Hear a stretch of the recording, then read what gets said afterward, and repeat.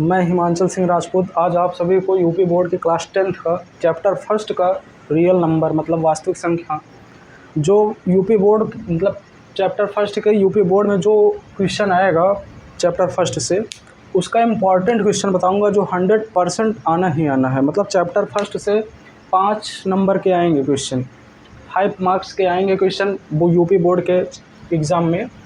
तो उसका important question मैं आज कराऊंगा जो 100% एग्ज़ाम में आएगा। अगर जो बच्चा क्लास 10th का मेरा ये वीडियो देख रहा है तो उसका चैप्टर फर्स्ट रियल नंबर का क्वेश्चन छूटेगा ही नहीं, 100% वो बच्चा कर देगा और 5 नंबर उसे मिल जाएंगे। ठीक, तो चलिए वीडियो को स्टार्ट करते हैं बिना कोई देरी के। तो सबसे पहले है चैप्टर में देता है कि अंकगणित की आधारभूत प्रमेय, मतलब दो संख्याएं हैं ए और बी के रूप में, तो उसका आधारभूत प्रमेय क्या होगा, HCF गुणे LCM बराबर A गुणे B।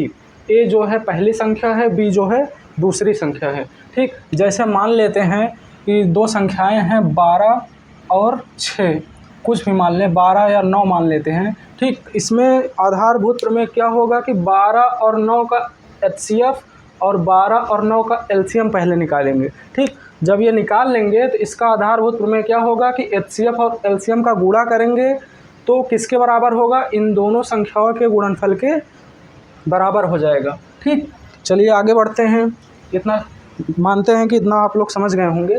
तो अगला क्या है, परिमेय संख्या, हेडिंग है परिमेय संख्या, इसको आप लोग नोट कर लेंगे। परिमेय संख्याएं वो संख्याएं होती हैं जिसे हम P/Q के रूप में लिख सकते हैं या फिर व्यवस्थित कर सकते हैं।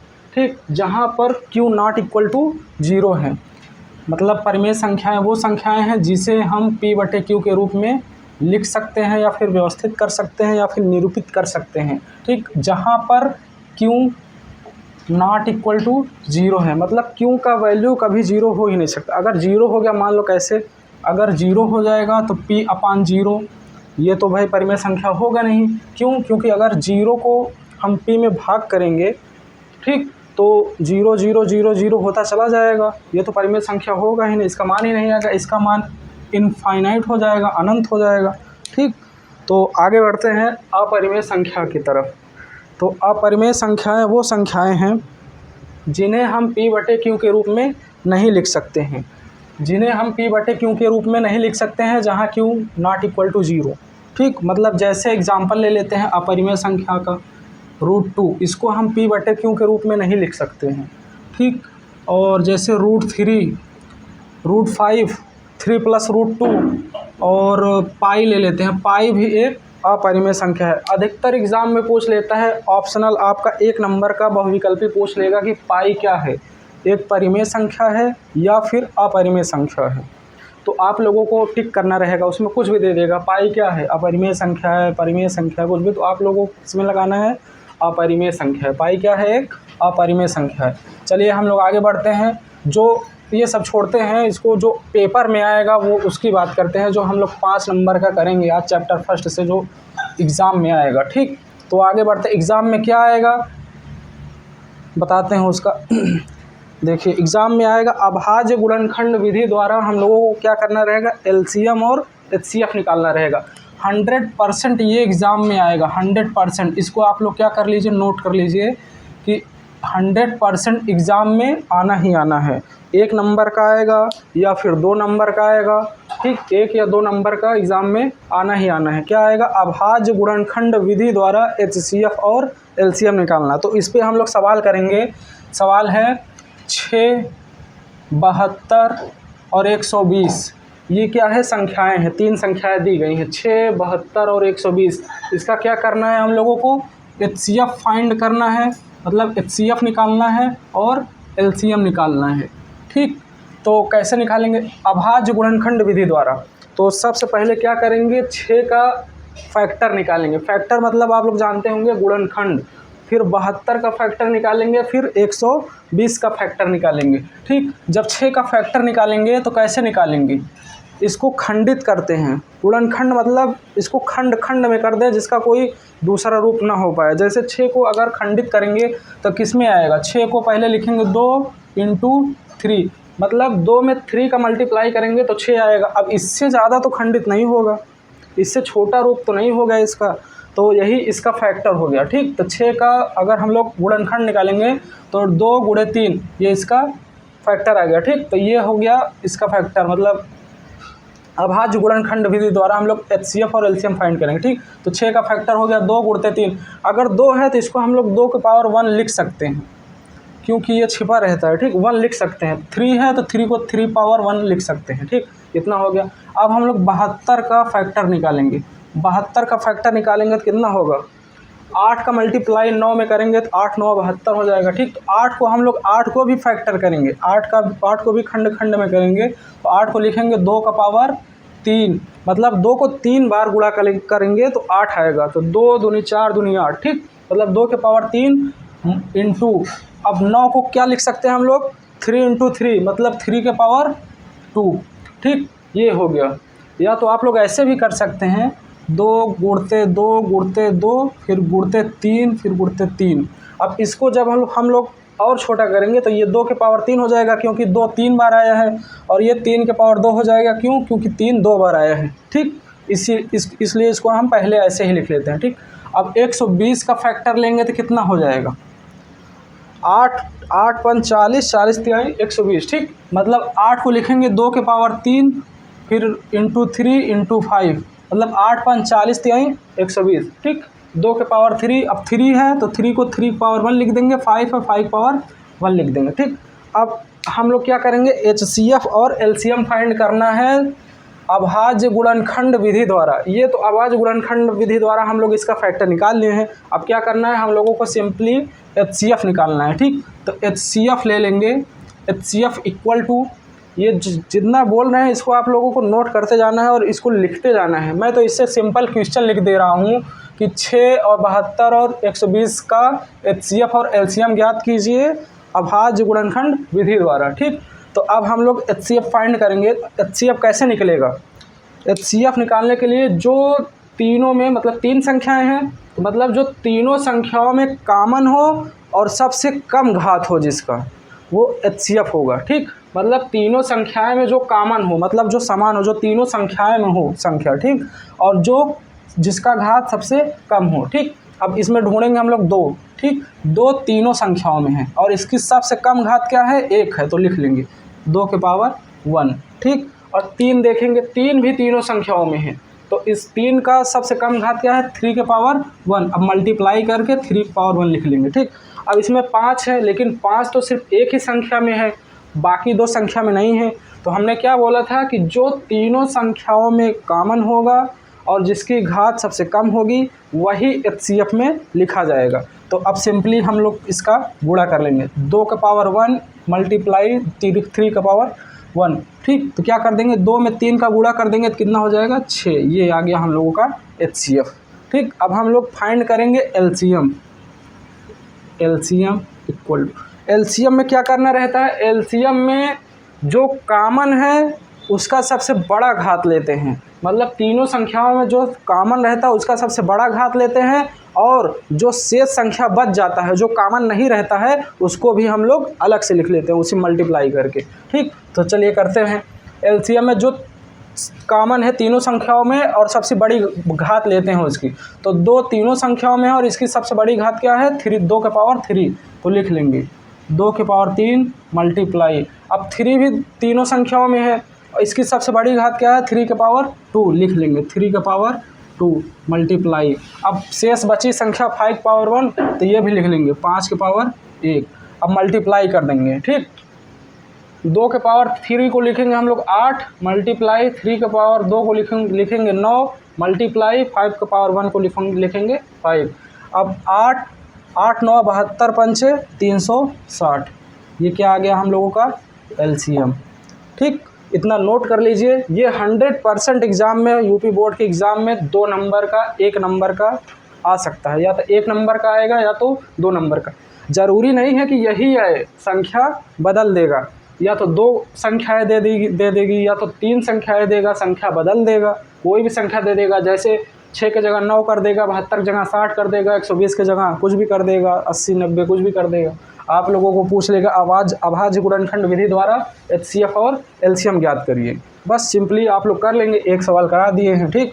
और हाँ, आप लोगों को बता देते हैं कि इसका जो हम करा रहे हैं इसका मैं PDF अपने टेलीग्राम चैनल पे अपलोड कर दूंगा। इससे रिलेटेड PDF, उसमें होमवर्क भी रहेगा, आपको इससे रिलेटेड क्वेश्चन भी मिलेंगे, ठीक। और मैं अपना टेलीग्राम चैनल अपने डिस्क्रिप्शन बॉक्स में ऐड कर दूंगा। आप लोग सबसे पहले वीडियो को देखिए, लाइक करिए, शेयर करिए, डिस्क्रिप्शन बॉक्स में जाइए, आप टेलीग्राम चैनल को ज्वाइन करिए। उसमें PDF नोट्स सब उसी में सप्लाई की जाएंगी, सब मिलेगा उसमें। बच्चे उससे देखकर पढ़ सकते हैं, रिवीजन कर सकते हैं, और 100% जो बता रहे हैं वो एग्ज़ाम में आएगा ही आएगा। अब आगे बढ़ते हैं दूसरा क्वेश्चन। अब 1 और 2 नंबर का तो ये फंस जाएगा, इसमें से 1 या 2 नंबर का आएगा। अब बचा 3 नंबर और 4 नंबर का, 5 नंबर का आएगा एक चैप्टर 1 से, ठीक। तो उसको कराते हैं। जो अगला क्वेश्चन आएगा वो 100%, 100 का 110% मान लीजिए पेपर में आएगा। 110% मैं इसलिए बोल रहा हूँ क्योंकि वो फिक्स रहता है कि यूपी बोर्ड के एग्ज़ाम में आएगा ही आएगा। क्या रहेगा सवाल? सिद्ध कीजिए कि √3 एक अपरिमेय संख्या है। या तो दे देगा सिद्ध कीजिए कि √2 एक अपरिमेय संख्या है, या तो दे देगा कि सिद्ध कीजिए कि √5 एक अपरिमेय संख्या है, ठीक। तो ये 3 में से एक देगा। हम आप लोगों को 3 में से एक करा दे रहे हैं, और शेष बचा 2 वो आप लोग खुद से कर लेंगे। अगर एक करा दूंगा, जहाँ जैसे मैं सिद्ध कराऊंगा कि सिद्ध कीजिए √5 एक अपरिमेय संख्या है, तो जहाँ जहाँ 5 रहेगा वहाँ आप लोग 3 रख देंगे। अगर √3 का पूछेगा तो जहाँ जहाँ 5 रहेगा वहाँ √2 लिख देंगे, आप रख देंगे आप वहाँ पे, अगर √2 का पूछ लिया तो, ठीक। तो सबसे पहले हम कराते हैं कि सिद्ध कीजिए कि √5 एक अपरिमेय संख्या है। लिखते हैं, सिद्ध कीजिए कि √5 एक अपरिमेय संख्या है।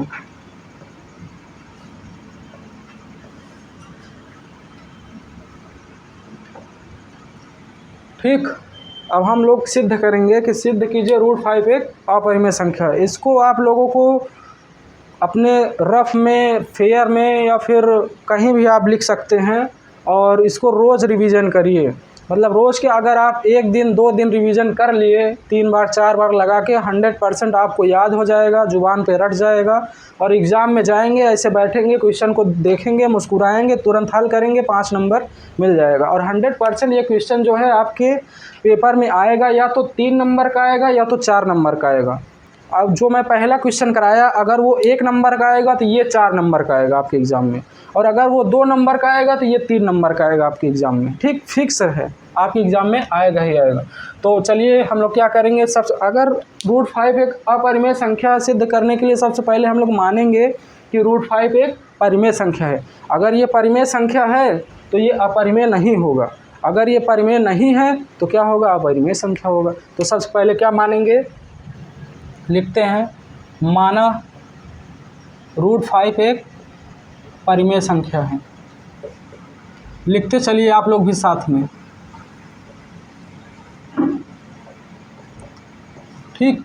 माना √5 एक परिमेय संख्या है। तो परिमेय संख्या में हमने आपको डिफिनीशन बताया था कि परिमेय संख्या किसे कहते हैं। परिमेय संख्या वह है जिसे हम P/Q के रूप में लिख सकते हैं, जहाँ पर Q नॉट इक्वल टू 0 है, ठीक। या तो इसको इस प्रकार भी लिख सकते हैं, परिमेय संख्या वह है जिसे हम A/B के रूप में लिख सकते हैं, जहाँ B नॉट इक्वल टू 0 है, ठीक। तो क्या करेंगे, √5 एक परिमेय संख्या है, तब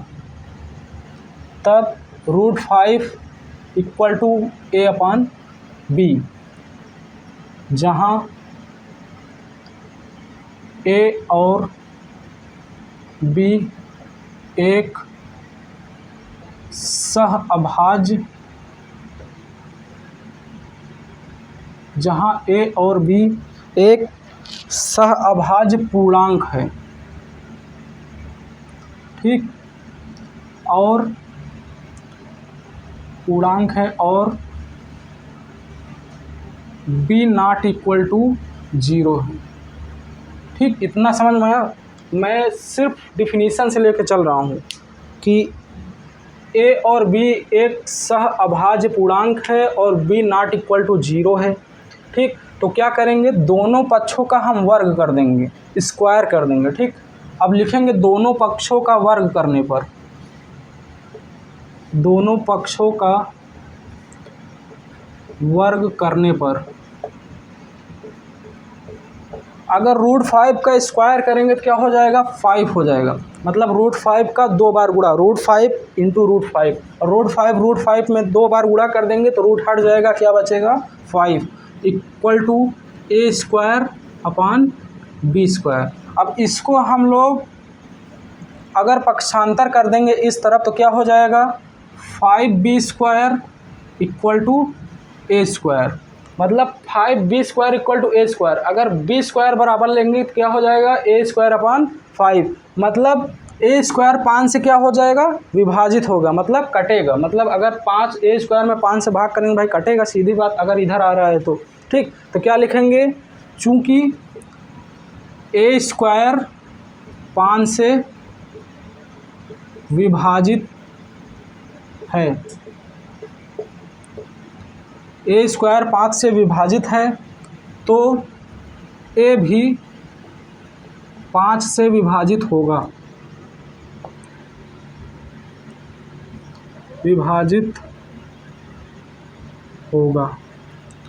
कैसे, आप लोग पूछेंगे कि कैसे, अगर a² 5 से विभाजित है तो a भी 5 से विभाजित कैसे होगा। तो हम लोग क्या करेंगे, एग्जाम्पल ले लेंगे। जैसे अगर a² मतलब 25 जो है 5 से विभाजित है, मतलब 25 एक स्क्वायर है, वो क्या है 5 से विभाजित है। 25 क्या है, किसका स्क्वायर है, 5 का स्क्वायर है। मतलब 5 स्क्वायर जो है 5 से विभाजित है तो a भी मतलब 5 स्क्वायर 5 से विभाजित है तो a मतलब 5, मतलब 5 भी 5 से विभाजित होगा। भाई जाहिर सी बात है, 5 में 25 का भाग करेंगे तो 5 ही आएगा।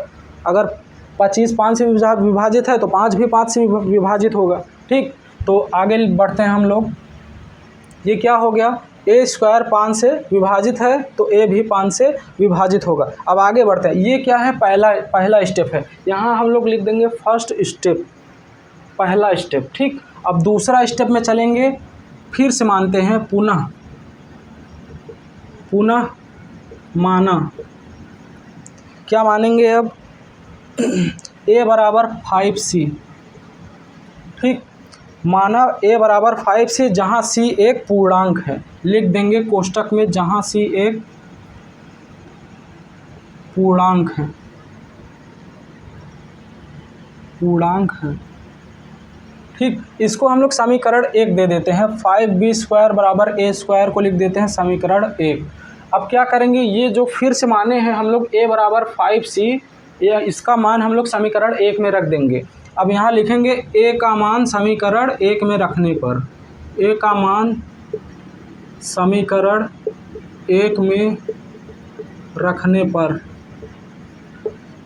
ठीक, अगर a का मान समीकरण 1 में रखेंगे तो क्या होगा, ये है कि ये क्या है, 5b² इक्वल टू a² है। अब a की जगह 5c रख देंगे, 5c का स्क्वायर कर देंगे तो कितना हो जाएगा, 25c²।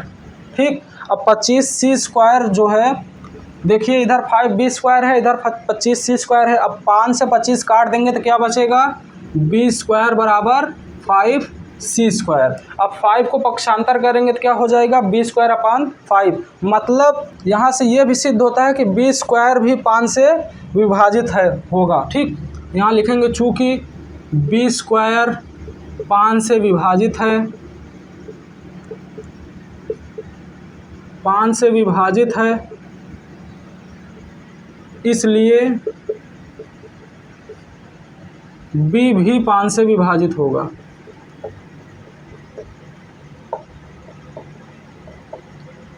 b भी 5 से विभाजित होगा। अभी हम लोग क्या माने थे शुरू में, इधर देखिए पहले, b² जो है इक्वल टू 5c² हो रहा है। अगर पक्षांतर करेंगे तो b² बाई 5 हो जाएगा। मतलब b² 5 से विभाजित है, इसलिए b भी क्या होगा, 5 से विभाजित होगा। तो अभी हम लोग शुरू में क्या माने थे, √5 equal to a upon b, जहाँ a और b एक सह अभाज्य पूर्णांक है। सह अभाज्य का मतलब समझते हैं, मतलब सह अभाज्य पूर्णांक है। तो यहाँ से हम लोग क्या करेंगे, पहले क्या माना था हम लोगों ने, a व b दोनों कम से कम एक उभयनिष्ठ गुणनखंड होना चाहिए, मतलब ए और बी में कम से कम दोनों एक उभयनिष्ठ गुणनखंड 5 है, जो कि हम लोगों ने क्या पहले माना था, सअभाज्य पूर्णांक है, मतलब इसका सउभयनिष्ठ गुणनखंड होना ही नहीं चाहिए। तो हम लोग सिंपली क्या लिखेंगे कि ए व बी दोनों में कम से कम एक उभयनिष्ठ गुणनखंड 5 है, जो यह हमारी इस धारणा का विरोध करती है। कौन सी धारणा का विरोध करती है कि ए और बी एक सअभाज्य पूर्णांक है। तो क्या लिख देंगे, अतः √5 एक अपरिमेय संख्या है। अब इसके आगे क्या लिखेंगे हम लोग कि ए व बी दोनों में एक उभयनिष्ठ गुणनखंड 5 है। ए व बी दोनों में एक उभयनिष्ठ गुणनखंड 5 है।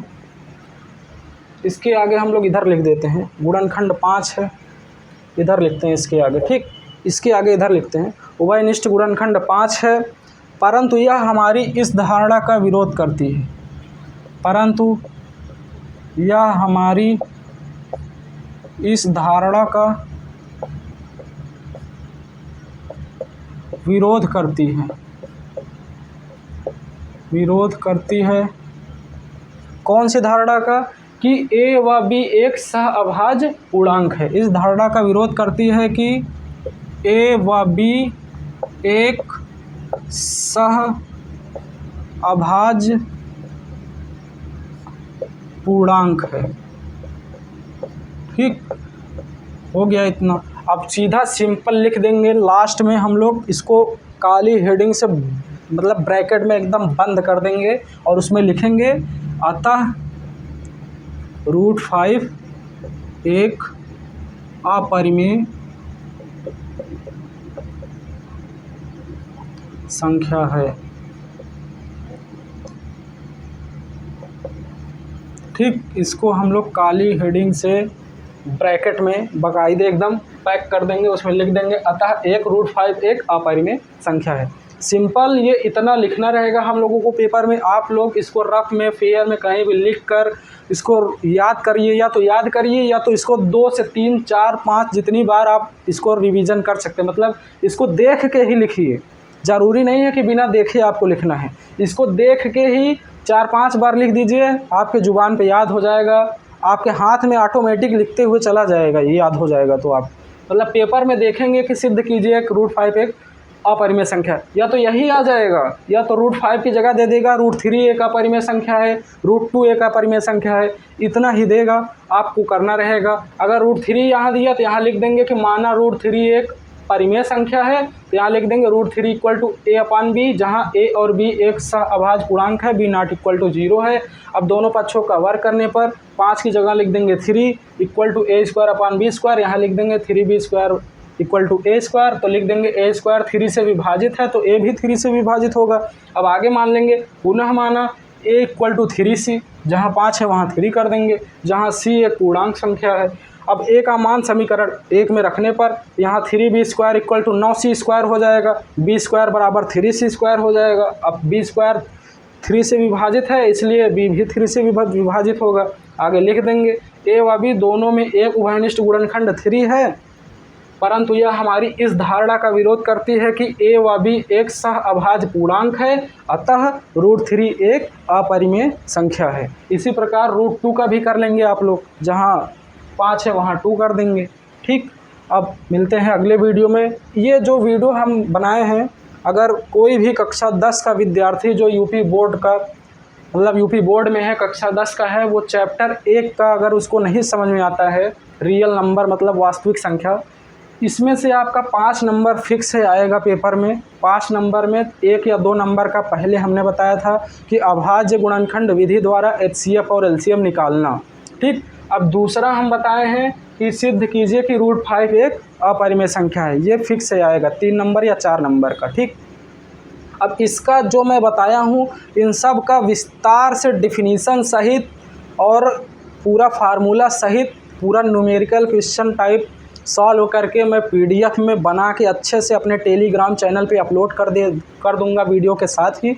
और डिस्क्रिप्शन बॉक्स में अपना टेलीग्राम चैनल का लिंक दे दूंगा, उसको ज्वाइन करिए और PDF उसमें से डाउनलोड करके पूरा पढ़िए उसको उसमें हम होमवर्क भी दिए रहेंगे, मतलब खुद से करने के लिए आपको, मतलब प्रैक्टिस सेट्स भी रहेंगे, क्वेश्चन भी रहेंगे, 8-10 क्वेश्चन रहेंगे। 2 PDF है, इसका अपलोड करूँगा मैं, उसको आप लोग करिएगा। और 100% है, फिक्स एग्ज़ाम में आएगा, 5 नंबर कहीं नहीं गया है चैप्टर 1 से, ठीक, 5 नंबर इसी से आएगा 100%। ठीक, अब मिलते हैं अगले वीडियो में।